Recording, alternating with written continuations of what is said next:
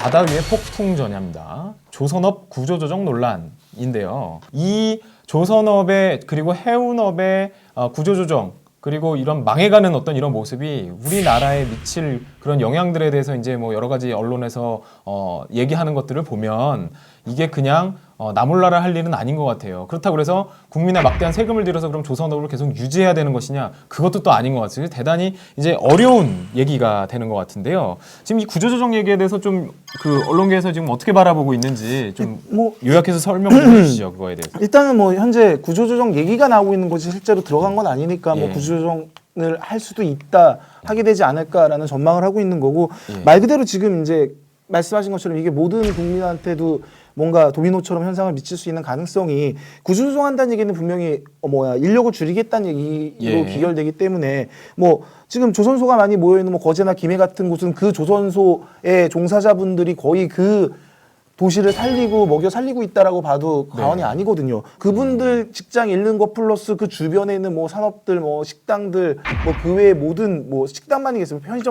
편의점까지도 전부 다 폭삭 망하는 거 아니냐라는 지금 그런 불안감이 나올 정도로 뭐 그러니까 이번 조선업과 관련된 부분이 어떻든 간에 한 지역 경제를 확 무너뜨릴 가능성이 되게 높아졌다라는 거, 그런 거는 좀 생각을 해봐야 된다라는 거죠. 상식적으로 생각해봐도 그럴 것 같아요. 왜냐면은 거기 지역에서 사람들이 다 빠져나가게 되면은 거기는 식당이며 뭐며 다 상권들이 많이 죽게 될 텐데 영세하신 분들부터 뭐 돈이 있는 분이건 없는 분이건 타격을 입지 않을 수가 없을 건데 브라질 같은 경우도 이 조선업이 경기가 안 좋아가지고 심지어 4만 5천 명이 실직을 당했습니다. 그리고 사실은 우리나라뿐만 아니라 중국과 일본도 조선업과 해운업이 상당히 지금 어려운 상황이거든요. 그래서 우리나라도 작년부터 구조조정을 해야 된다는 얘기 목소리가 높았어요.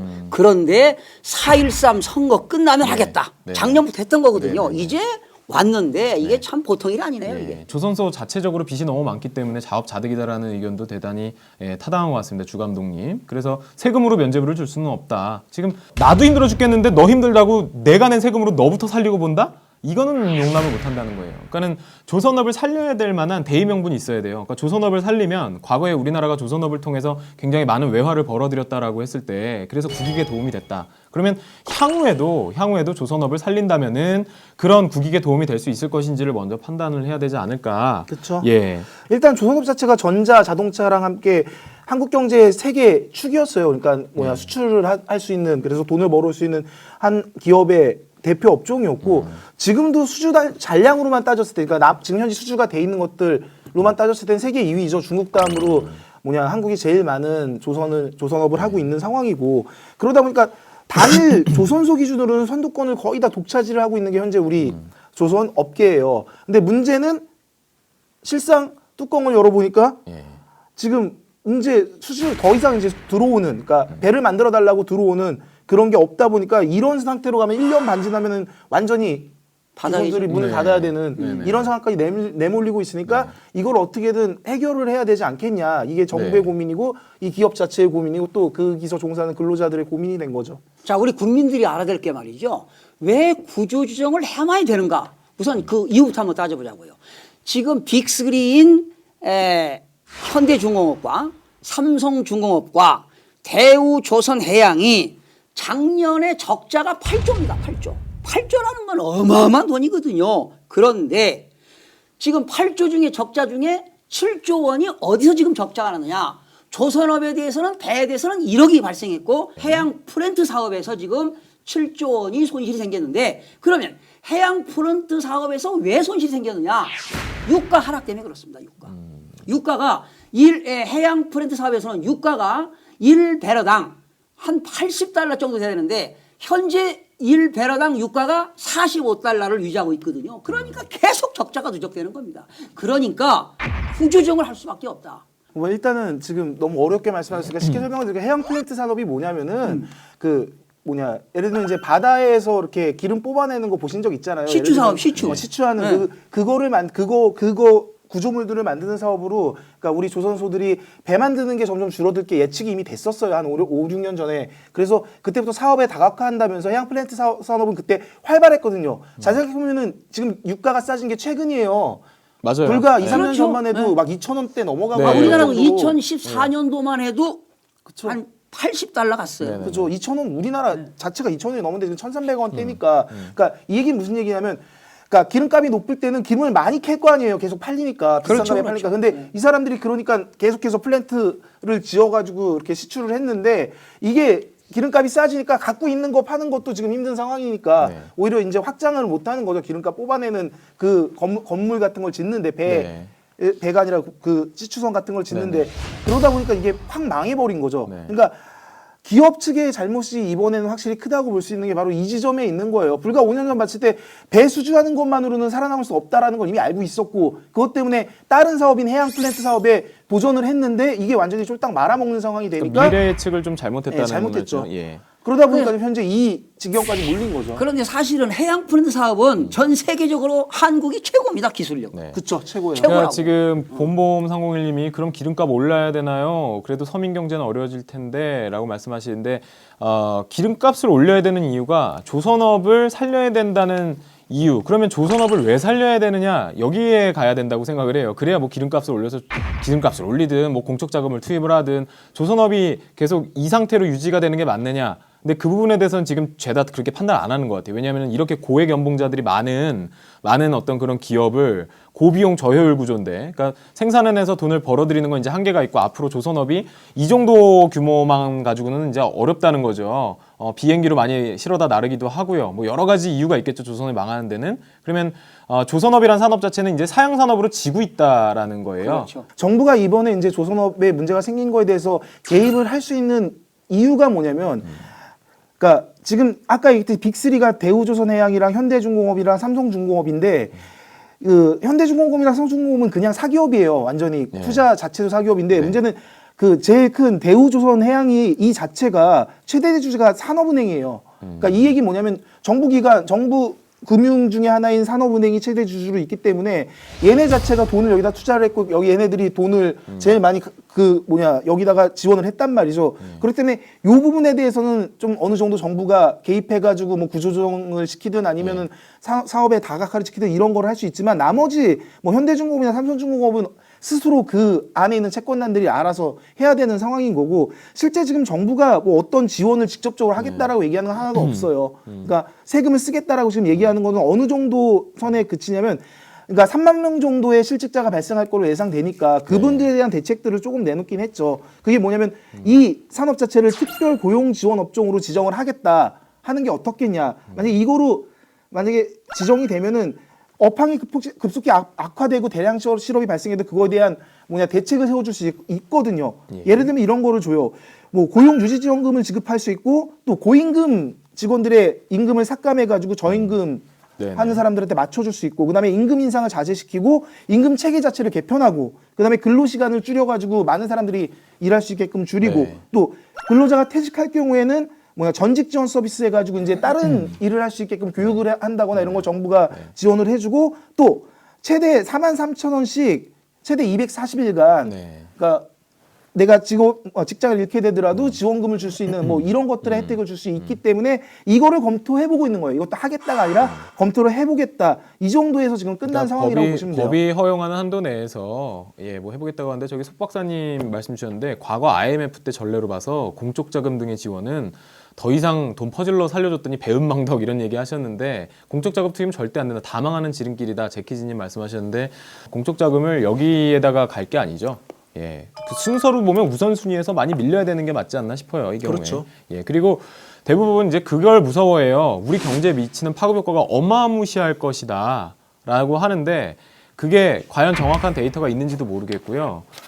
그때마다 공적 자금 투입해갖고 했는데 결국은 더 나빠졌죠. 별로 좋아진 게 없었잖아요, 사실은. 그러니까는 과거의 선례를 계속 따라가는 거는 되게 이제 바보 같은 짓 같아서 여기에 대해서는 상당히 좀 신중할 필요가 있는데 결국은 근로자들도 또 많은 피해를 보기 때문에 일반 물론 여기 다니시는 분들은 서민이라고 표현할지 그거는 좀 잘 모르겠습니다. 예, 상당히 연봉이 초봉부터 세신 것 같은데 그래서 국민들 공감대도 형성을 잘 못하는 것 같아요. 그런 부분에 있어서는. 지금은 이제 볼 때 세계 경제가 지금 저성장 시대에 왔습니다. 네. 그래서 지금 조선업뿐만 아니라 해운, 철강, 건설, 석유화학 이런 것들이 지금 5대 부실 산업인데 네. 이건 구조조정을 할 수밖에 없습니다 지금. 네. 그러니까 그렇게 구조조정하게 되면 일자리가 이제 없을 건데 네. 그런 근로자들은 일자리를 어떻게 할 거냐.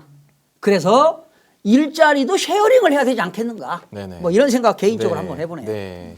우리나라 그 조선 해양 그쪽 기술이 아주 훌륭한데 그거를 조선업이 사양 산업이라고 그대로 망해버리면 안 되죠. 왜냐하면 그 기반화에서 더 업그레이드되고 산업이 어떻게 바뀔지 모르잖아요. 그래서 이게 모르는 거예요. 어느 산업하고 접목이 돼서 시너지를 낼지 알 수가 없는 상황인데 이렇게 무턱대고 구조조정하는 것도 사실상은 문제예요. 그러니까는 큰 문제죠. 정부 차원에서 이거는 좀 큰 그림을 그려야 될 필요가 있지 않을까 생각이 드는 게 이렇게 국가의 어떤 굉장히 경쟁력 있는 산업군에 있는 그런 인재들을 해외에 뺏기는 것도 문제지만 안 뺏기더라도 국내에서 먹고 살 길이 없게 만들어보면 그 명맥이 끊긴단 말이에요. 그쵸. 그걸 가지고 바탕으로 더 뭔가 도약할 수 있는 그런 근본을 없애는 그런 상황이라 이런 부분은 사실은 좀 뭐 법을 만들든 아니면 정책을 입안을 하든 해서 이렇게 좀 그 고기술자들 있잖아요. 하이 퀄리티의 뭔가 기술력을 가진 그런 분들에 대해서는 정부 차원에서 뭔가 도움을 계속 주면서 그 사람들이 이게 사장되지 않도록 더 이상 이런 산업을 해봤자 소용도 없구나 내가 여기서 노력한 게 얼만데 이런 후회를 하지 않도록 뭔가 좀 대책을 마련을 해야